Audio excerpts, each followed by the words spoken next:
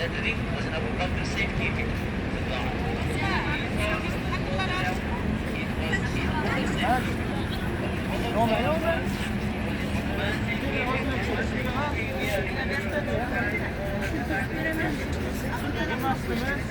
İslam olamida birinchi qurilgan masjid.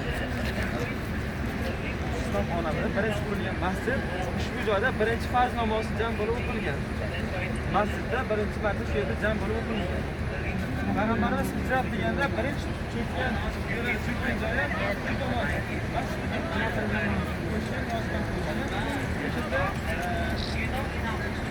joyda Payg'ambarimiz deganda shu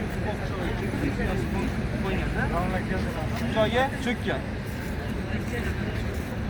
Ushbu joyning nomi Quboq qishlog'i.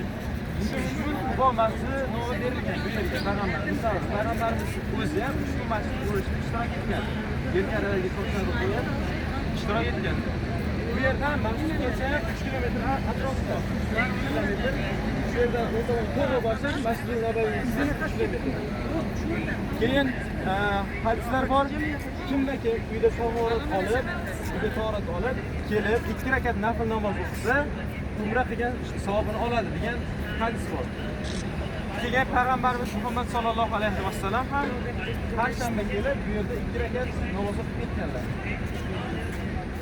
Hozir ayollar erkaklar tahorat xonasiga tomonda tahorat yo'li olib, ichkariga kirib 2 rakat nafl namoz o'qiymiz, domlar bilan tezdan nima ishlaymiz.